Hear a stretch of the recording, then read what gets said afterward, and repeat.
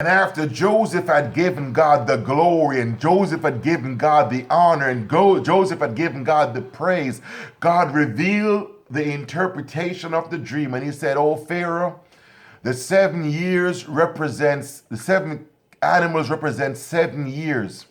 And the fat animals represents 7 years of abundance, of plenty, of wholep. And so here it is, the seven skinny animals represent 7 years also.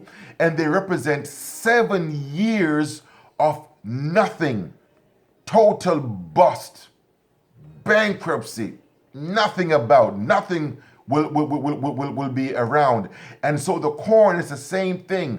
The wheat and the grass will grow to an abundance. You can feed your cattle, you can have grain and whatever.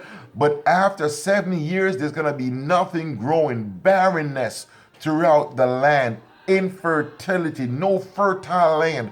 And so Joseph not only identified the problem, you see, what irritates me a lot, and please let me interject a personal thing that might be the same for you.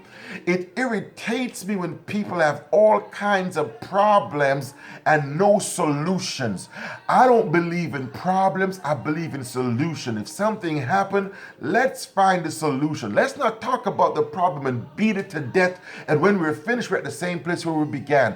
And Joseph began to tell Pharaoh what a solution could be. He said, "Find a man, Pharaoh, a wise man, a man who knows how to handle things, and cause this man to set aside 20% of everything in the land in the time of abundance over 7 years, and have him oversee this. And Pharaoh, you will do well to do this, because in doing this, everything, because of the abundance, the cost will be minimal. Don't you know, supply and demand dictates the cost of goods?"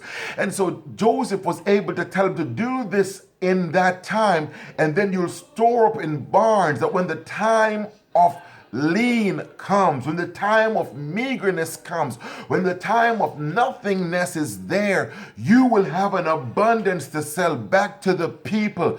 Not only will you sell it back, and no, king, you're not going to rip them off. You'll make a profit, because Joseph is a man that makes profits. He's a man of profitability. He's a man that can bring more from what he has.